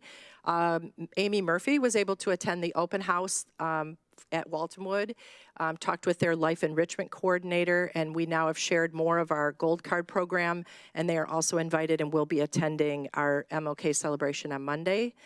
Amy also met with the coordinator at this our center here in Royal Oak. Again, they've been invited to our Family Opportunities Fair, and we know that 80 of our kindergartners are going over for a project with the seniors at the center. So I'm sure we'll hear more about that. And there are some other projects in the works, but I'm not going to give those up right now. But I know there are a few more really cool things happening. And then finally, the district systems, the way that we track all of this is being coordinated, and you've heard me mention Ms. Murphy a couple times. She has really stepped up as that community liaison person to help just make sure it all connects and is together, so I appreciate that. Shifting to our career pathways at the high school, we do know in working with Janet Norling, the career pathways presentations by alumni, parents, and business representatives have come to Royal Oak High School. Oakland Schools helps to identify the 5 areas where those presentations will fall under: health, IT, advanced manufacturing, construction, and then the group of transportation, mobility, logistics, and energy. There is a company coming and accepting applications this summer for interns and pre-apprenticeship opportunities for students at Royal Oak High School. And the new program that is gaining interest is the Michigan State University Veterinary Nursing Program. We already have 3 students interested, and they've met the qualifications through pre-learning the classes that they took at Royal Oak High School to be candidates for that program. They had a fall future fair.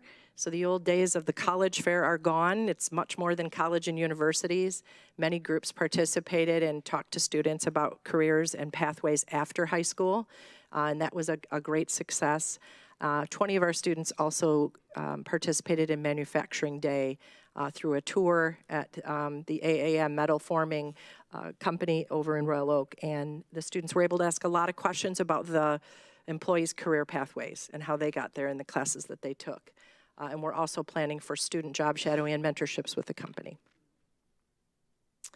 Zello was mentioned earlier, and that again is a way that job opportunities are known to the students. We have a number of students working out at some of these companies here in Royal Oak, and we're very happy about that. And then we have 24 students in co-op opportunities in a variety of occupations, but most of them seem to be health-related positions right now. But that's just another way that the community is supporting the pathways for our students. Any questions on those first 2 goals thus far? And remember, this is just the highlights. There's so much more occurring. But goal 3, I will turn that over to Ms. Abella. All right, goal 3 is to optimize the use of financial and physical resources. Action plan number for the first is around financial resources. So these are just a couple. We have applied for some additional grants. 99U is the Imagine Learning Grant, and that helps to fund our Path Blazers program, and that's a software used by our K-5 students for math and ELA learning. In addition, we have just applied to the 23G grant, which is Michigan Kids Back on Track. It's for K-12 students. It's for learning loss during COVID. It's math tutoring and intervention kits for staff to use with students. Like I said, there are other grants also that we're applying for. These were just 2 I wanted to highlight this evening. We also maximize the existing grants. So we still have 11T, which is one of the COVID grants. Most notably the instructional coaches, summer school, some other resources are in that grant. 31A, which is our at-risk grant.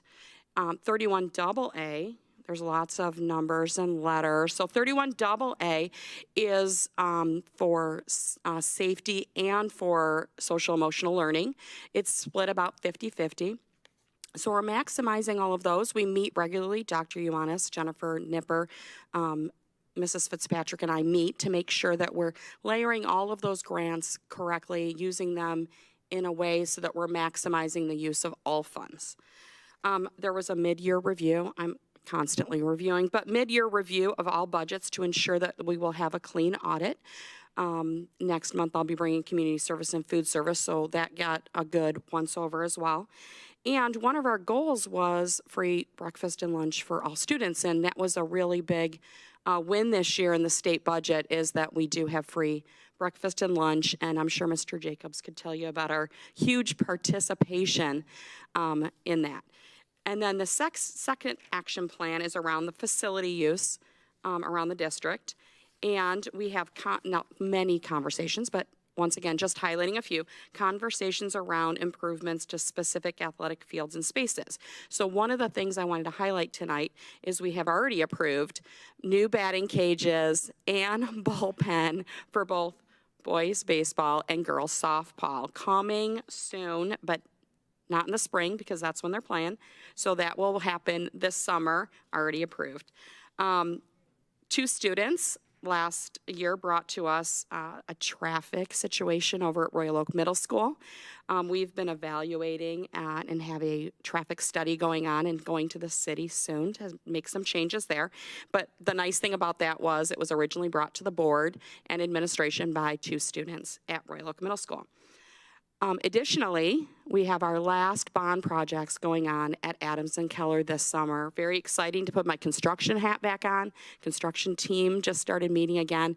So I didn't know how much I would enjoy that work, but we really have. So those are the highlights around and updates. There are many more, but just wanted to highlight those couple this evening. Any questions for goal 3? Okay, thank you.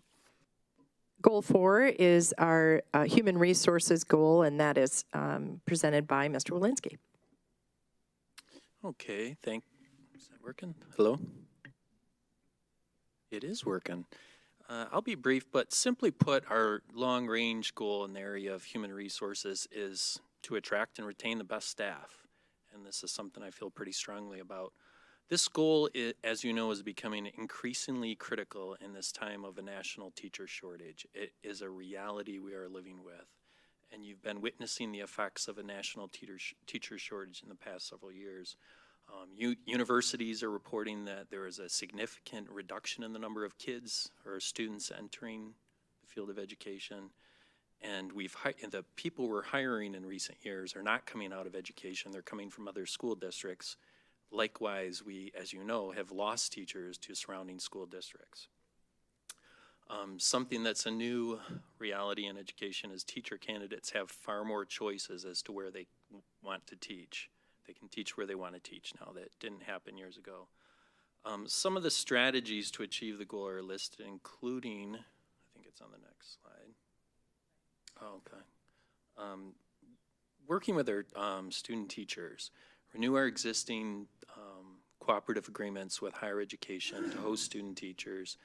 And something I want to do, I don't know why we didn't think of this before, survey our teachers now as to are you willing, are you interested in hosting a student teacher next year? What we've been doing for some reason is when a university reaches out to us, and they do often, they need a placement for a student teacher who wants to teach 3rd grade, and then we start looking for a teacher. We're going to have that in place already. We're going to already have vetted and approved teachers to host student teachers. They have to be a tenured teacher in good standing. The next slide, a little bit about our work with student teachers. That just breaks down the number of student teachers we've hosted in the last 5 years. I didn't go back further than that. We have hosted 56, and we have cooperative agreements from the universities listed there on the left. And we want to increase the number of those. For some reason, Michigan State University is not listed among our cooperative agreements, but I know we have hosted student teachers from Michigan State University, so we need to fix that. On the column on the right, if you'd go back, is the number of student teachers that we've hosted that we have hired in the last 5 years. So we've hired 11 of our own student teachers. And as I always say, it's a semester to a year-long interview. So by the time they're done student teaching for us, we should know if we want to hire them. And then recruiting, intentional marketing, we do have marketing materials, and we want to make sure that we market ourselves as an equal employment or equal opportunity employer and involve our teachers. I love this saying, talent acquisition, to involve our own teachers in the talent acquisition process, such as attending teacher job fairs. It used to be that myself and 2 other principals would go to a teacher job fair. I'll go, but I really want our own teachers recruiting teacher candidates. And one that we're already slated for is the Michigan State University Teacher Job Fair on March 11th. That's just an example of one of our marketing materials, which Amy Murphy does an excellent job on. We just want to make sure that we do market ourselves as an equal opportunity employer. And then, yeah, retention is big. As teachers, as I said, have opportunities to go elsewhere, we want to do everything we can to retain the 53 teachers that we've hired since May of last year. It's a lot of work. A lot of work goes into hiring somebody new. We want to retain them. One of the strategies is our mentor-mentee program, to really be mindful of the quality of that program, which I think it is a good program, but to do a mid-year, we do an orientation when we hire new people. We want to do a mid-year this year, start that process, to ask the 53 teachers we've hired since May how it's going, how they like it, their take thus far. And then, of course, as we talk about, to do exit interviews with those staff members who leave us or leave for other districts, to find out, what perhaps if there was something we could do to retain staff or what their experience was. All part of that goal of retention. And then questions, yes. Well, I was just going to say the number of student teachers that we've hired, but I know that, we've hired a lot of students that have gone through Royal Oak schools, because I know even like this year, seeing 3 or 4 students that I remember when my daughter came through and is actually exciting to see, and that's in addition to those that were student teachers. I'm glad you clarified that. We have hired more than 11 people who come straight out of student teaching, and some of our own alumni, yes. Those are just the ones that student taught in Royal Oak. So we're trying to get them here, and hopefully they'll stay here.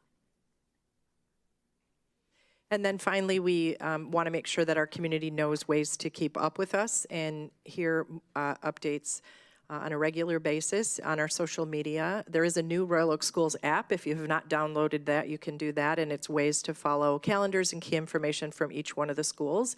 And I would welcome our students to download that app and follow your own school and access your own calendar and all kinds of good information about your school.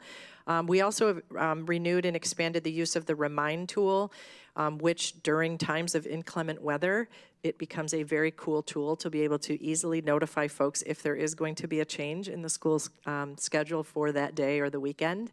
And also we added a staff newsletter to our communications. And I believe that's been very helpful for all of our departments to be able to share just-in-time news out to all the staff in a single document rather than more email in your inbox. And so that newsletter has become a source of engagement for our staff as well as a key way for us to notify staff of things that are upcoming. And that's what we have for our update this month. That's a lot of updates. Do we have any questions? Does anybody have any questions for Mrs. Fitzpatrick? No, thank you. I totally appreciate all the updates. I know one of our things that we had talked about was, the periodic updates in regards to our strategic plan. So that's actually very helpful and a lot going on and a lot of positivity there as well. So thank you very much. We're back to you, 12.2 curriculum and instruction. So I have some updates that Dr. Ioannis shared with me to make sure that were shared this evening. The next Insight into Learning video, it's that new series that he and his department members and working with Jarrett Grissomer have been developing, will be upcoming, and that will feature DEI in our schools with Ms. Phillips. And I know she is working with Mrs. Nipper as well as Jarrett to have that out shortly. We also have a document that our teachers are working on. You heard a reference this evening during the math presentation to UDL, Universal Design for Learning.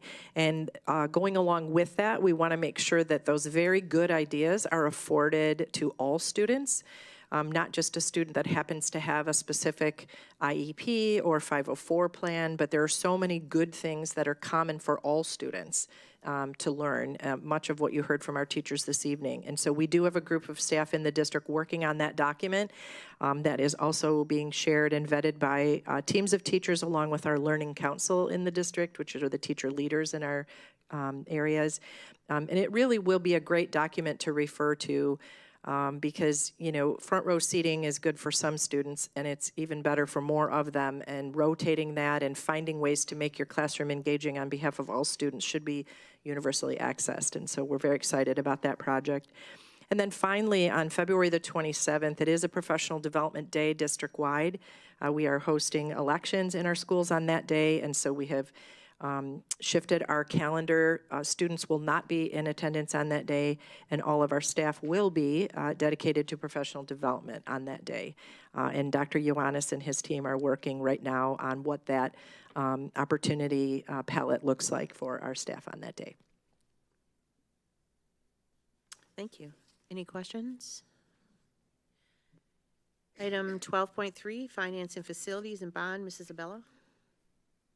I have 2 items tonight for your consideration. 12.3.1 is pavement improvements at Royal Oak High School, Upton, and Northwood. It's planned sinking fund work, and the bid tab was discussed in detail during our F&F meeting that occurred just prior to this meeting. Do you have any questions? Can we have a recommendation, please? Mrs. Haynes? Resolved that the Board of Education authorizes the superintendent to finalize and sign a contract with True North Asphalt in the amount of $503,616, which includes alternates number 1, number 2, and number 3 for the 2024 paving improvements at Royal Oak High School, Upton Elementary, and Northwood Elementary. Additionally, a 10% contingency to address any unforeseen conditions. Thank you. Can I have a second? Mrs. Alexander, can we have a roll call, please? Trustee Jasinski? Yes. Trustee Cook? Yes. I'll vote yes. Trustee Jaworski? Yes. Trustee Alexander? Yes. Trustee Van Heitzma? Yes. Trustee Haynes? Yes. Motion passes. 12.3.2 on tonight's agenda are control upgrades at Churchill Community Educational Center, Oakland Elementary, and Oak Ridge Elementary. These are our final 3 buildings to have these BAS controls to control our mechanical systems. The detailed cost analysis that we did also to ensure that it was a fair and reasonable cost. Are there any questions about this agenda item? Also discussed at Finance and Facilities in detail. Thank you. Can we have a recommendation, please? Mrs. Haynes? Resolved that the Board of Education authorizes the superintendent to finalize and sign a contract with Bass Controls in the amount of $332,601 for the 2024 controls upgrades at Churchill Community Education Center, Oakland Elementary, and Oak Ridge Elementary. Additionally, a 10% contingency to address any unforeseen conditions. Thank you. Can I have a second, please? Mrs. Anderson, can we have a roll call? Trustee Cook? Yes. I'll vote yes. Trustee Jaworski? Yes. Trustee Alexander? Yes. Trustee Van Heitzma? Yes. Trustee Haynes? Yes. Trustee Jasinski? Yes. The motion passes. Thank you. Item 12.4, Staff and Student Services, Mr. Walensky. Thank you, Ms. Van Heitzma. I have one item on tonight's agenda for your approval, and that is item 12.4.1, which is a list of our personnel changes since we last met, and it's, as you'll see, considerably shorter than it's been in prior months. On that report, you will see 3 resignations, 2 terminations, and 2 recommendations for hire. And as I do typically, I'll talk about our recommendations for hire. Megan Mayer is an academic support teacher we'd like to hire for Royal Oak Middle School, and Kayla Bardot, a paraprofessional for Adams Elementary. Megan will be replacing Susie Oliver, who, if you remember on a previous report, moved from Royal Oak Middle School to the role of Adult Transition Coordinator here in the Trails program, replacing Rob Dedeker, who is now Supervisor of Elementary Special Education. A lot of movement. Like many of our new hires, Megan comes to us with 8 years of prior teaching experience, having taught ELA and special education at the middle school level in the state of Florida, relocated back to her home state of Michigan. The other recommendation for hire is Kayla Bardot, who will be working as a paraprofessional for Adams Elementary, which is a new position, as is often the case at Child's IEP, called for a one-on-one paraprofessional. As I said, this is a little bit shorter personnel report. The 2 new recommendations we have are the fewest we've had in a long time. Although we do hire new employees year-round, it does slow down this time of year. And I'll just say, as I said in the long-range plan, we hired 53 new teachers since May. We also hired 33 support staff, 23 unclassified staff, and 3 administrators. So since May, we have hired 112 new employees, which has kept us very busy. So although onboarding new employees has slowed down a little bit, we will be bringing you many new recommendations for hire. Hopefully not as many as this past year in the months to come. We're going to start carrying up. So for your approval is item 12.4.1, the personnel report. Thank you. Is that question or recommendation? Nope, I was just going to read it. Recommendation. Is your question or recommendation? Not a question. I was just going to read it, but Go ahead. Ms. Jasinski. We just love hearing you talk. Resolved, the Royal Oak Schools Board of Education approves the regular personnel changes as presented. Can we have a second? Mrs. Alexander, can we have a roll call, please? I will vote yes. Trustee Jaworski? Yes. Trustee Alexander? Yes. Trustee Van Heitzma? Yes. Trustee Haynes? Yes. Trustee Jasinski? Yes. Trustee Cook? Yes. The motion passes. Thank you. Item 13, public comment. Same rules as before apply.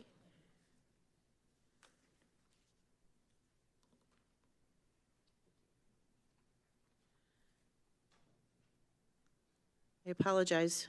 Lydia L. Shakarna? Okay, thank you.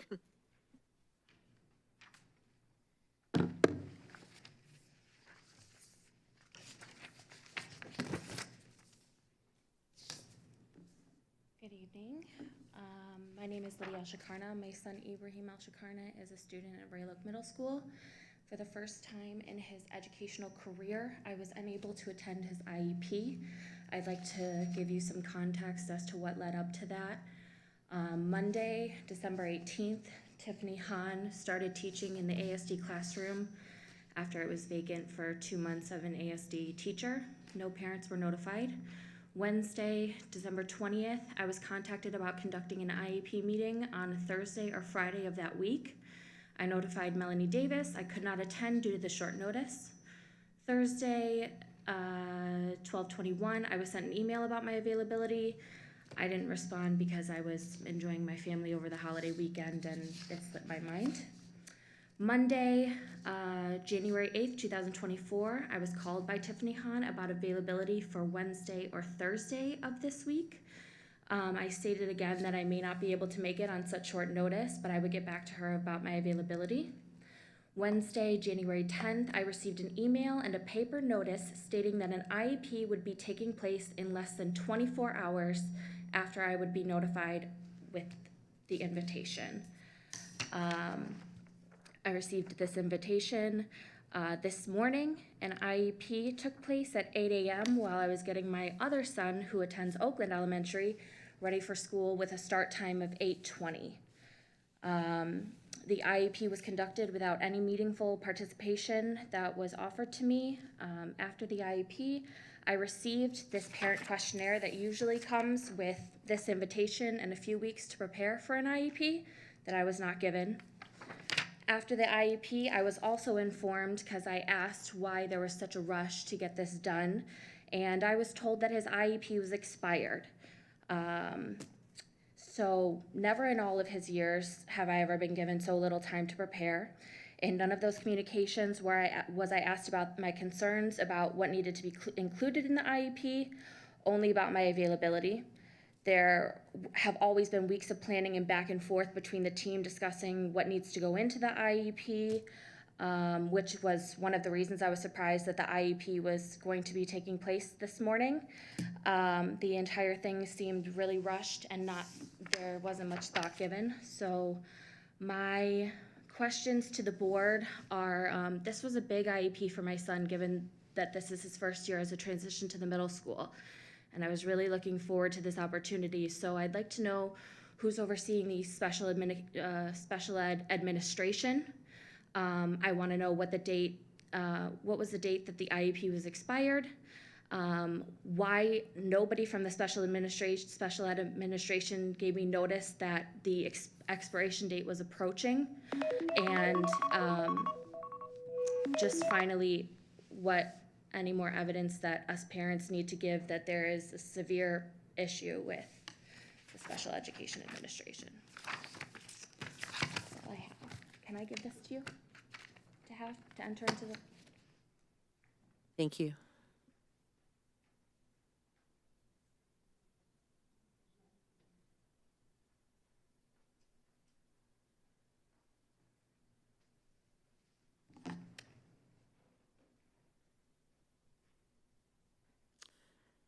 Matthew Bigley.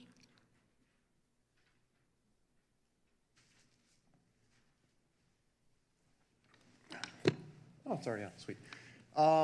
So kind of as I was sitting here, through our other programs other than universities, I kind of thought about JROTC. which if you don't know what that is, it's kind of an intro to the ROTC program, which is military training for future officers. Typically it's done at the college level, but JROTC allows high school students to kind of get a taste of that military life. I know a lot of people at Royal Oak are military people that are looking for that military career. Two people I know actually currently attend West Point, Pete Merton and Gabe. Gabe graduated last year. So it's something I've thought about throughout my entire high school careers. I've always wanted to see a JROTC program introduced into the high school. I think they provide a lot of benefits. As they're military, they're well disciplined. And as they are an officer program, they teach a lot of that leadership aspects that we look to introduce in all of our schools. So I think this would be a very beneficial program to introduce to our high school because it kind of teaches all of the things that you need for the future. Thank you.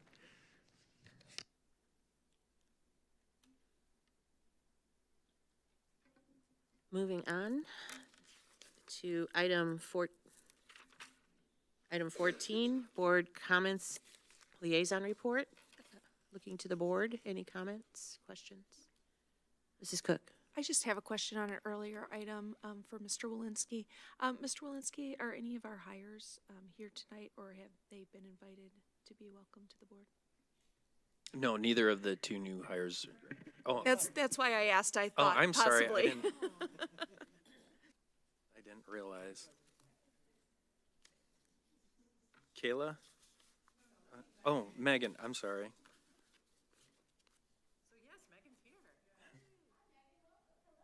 Welcome. Yay.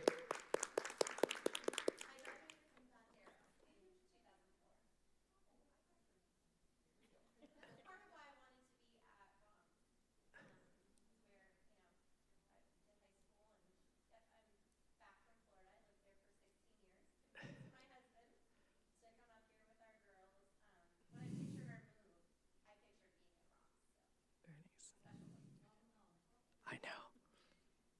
On the coldest weekend and snowiest one we'd had. Welcome to Michigan. Welcome back. Oh, welcome. Thanks for being here. Thank you. Any other questions? Well, I would actually like to do a couple more thank yous. So a thank you to Paula Sutterfield in the back.